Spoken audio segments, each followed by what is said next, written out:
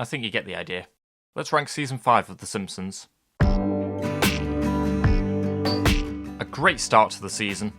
The episode is home to many great moments, including Homer ignoring valuable items for just 5 cents, the way he gets rid of Wiggum, the auditions for Wiggum's replacement, Marge trying to compensate for Homer's absence, and George Harrison's cameo.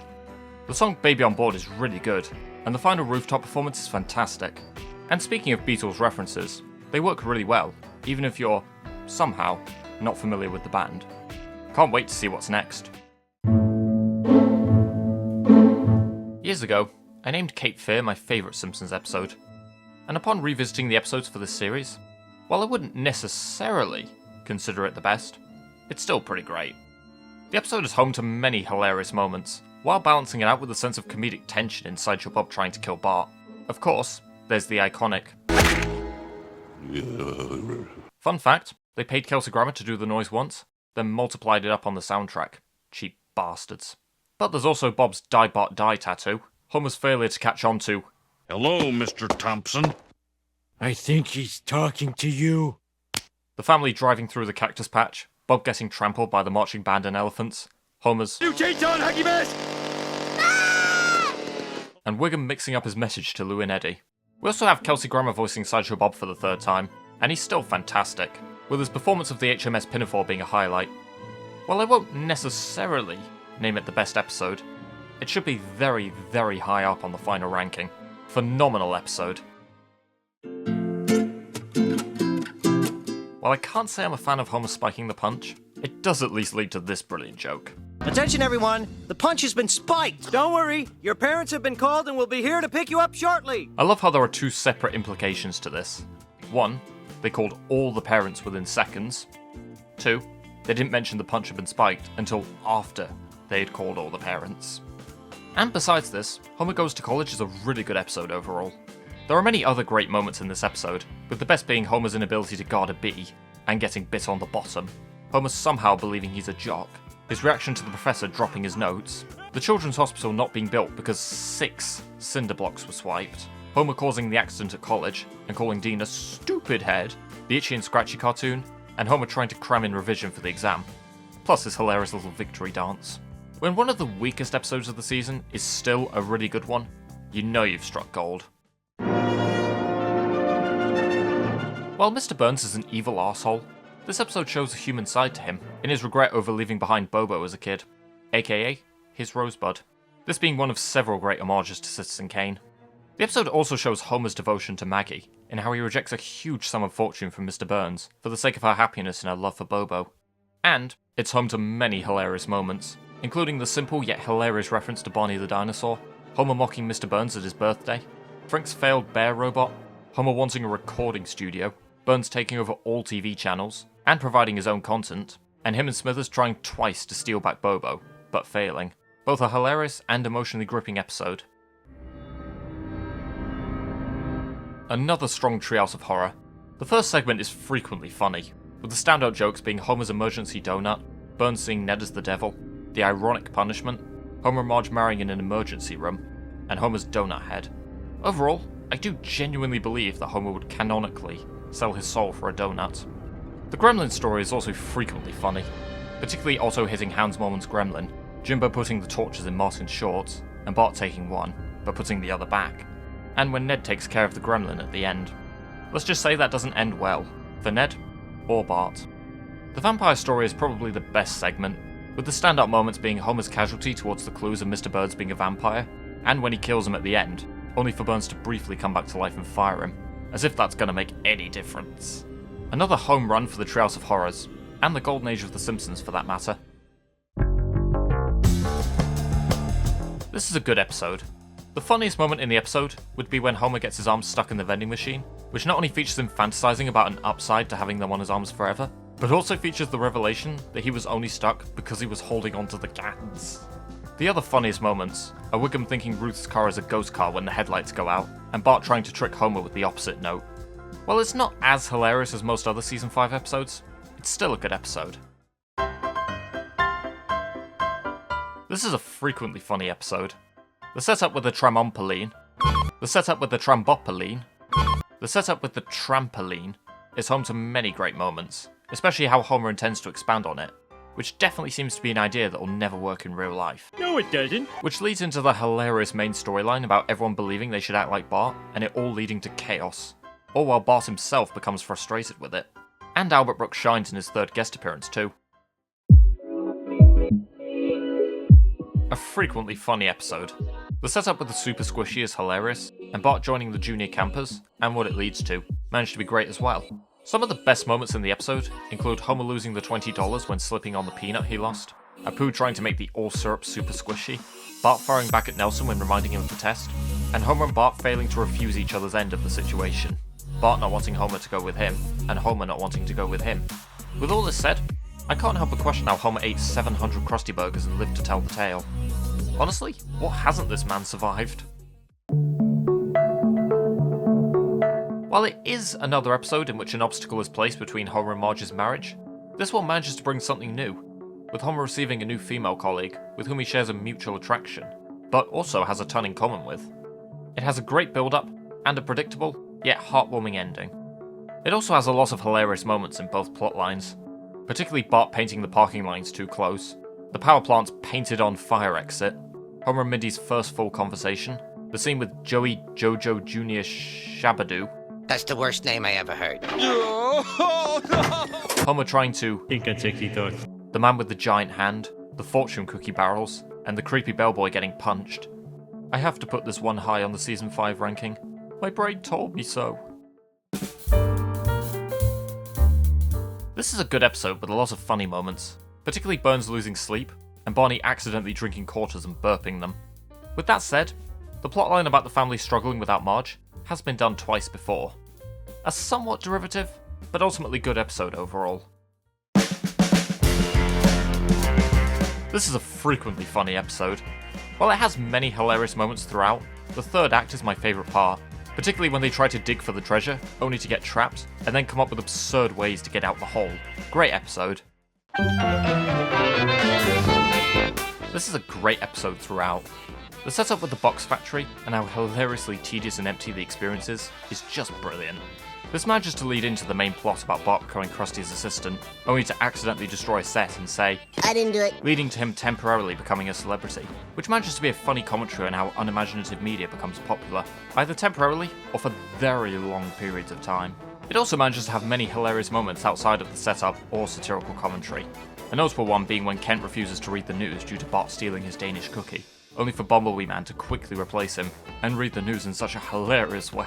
A powerful tidal wave in Kuala Lumpur has killed 120 people. Hey, Chihuahua! Whoa, whoa, whoa! Anyhow, this is a great episode, and if any of you disagree with the opinion I voiced, I didn't do it. The first episode to give Apu a major role, and also gives him a compelling character arc.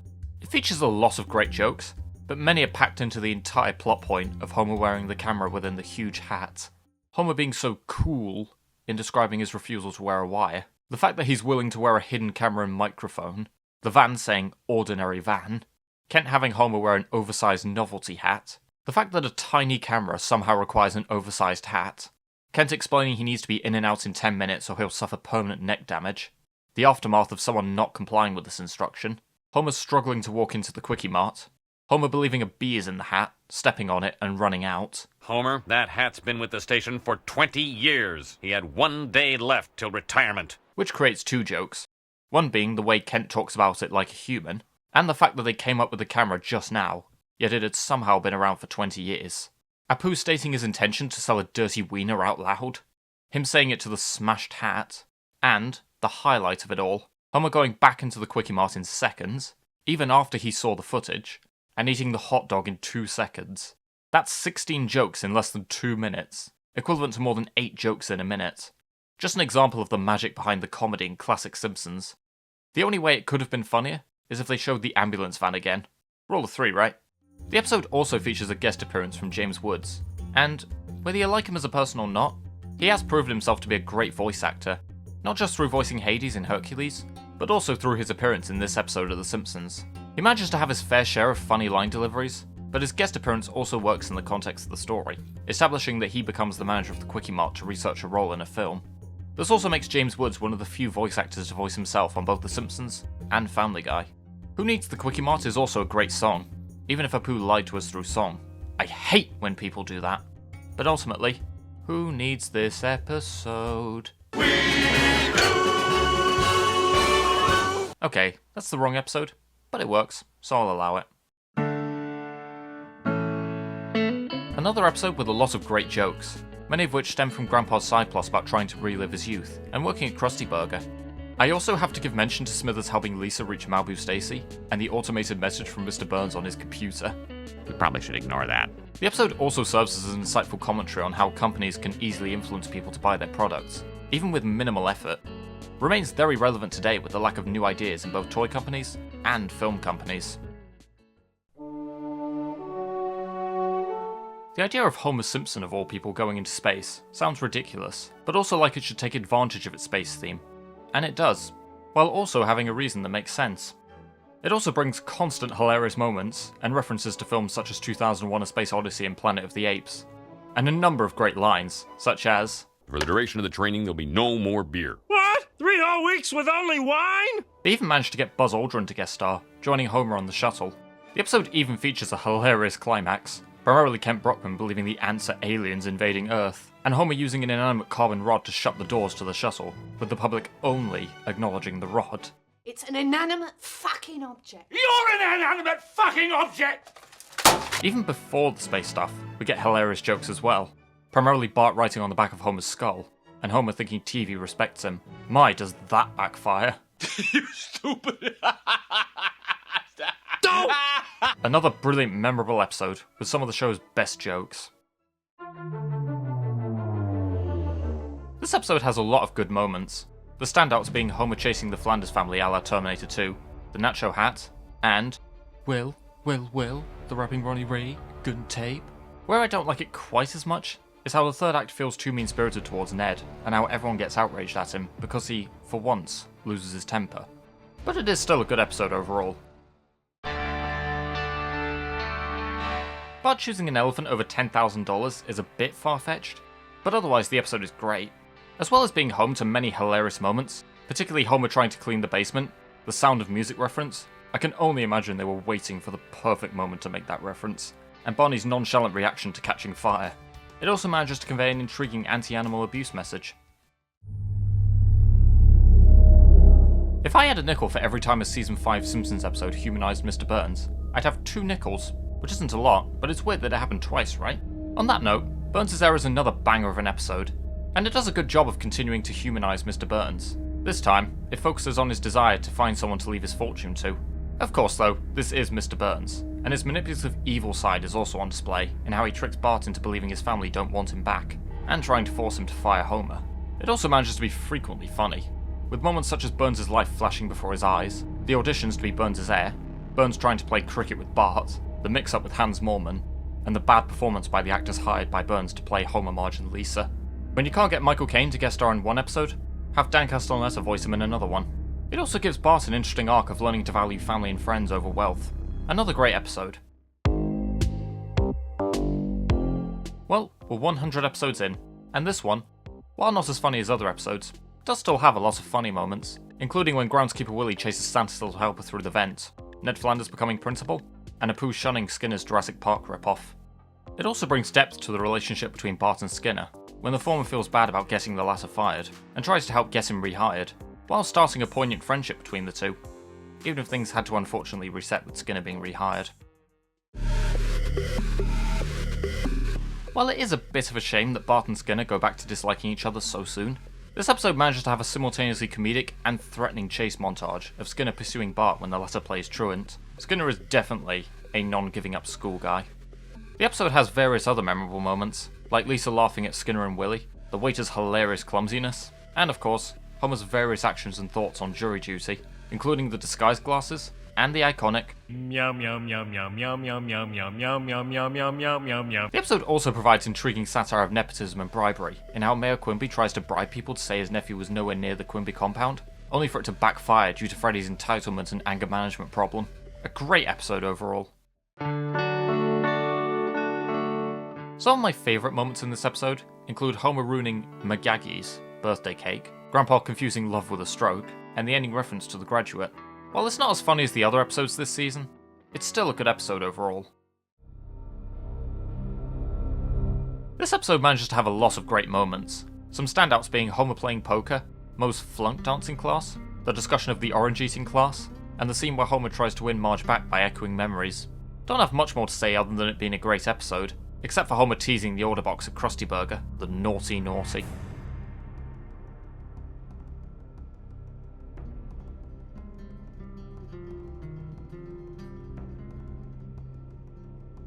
The Simpsons is still continuing to improve.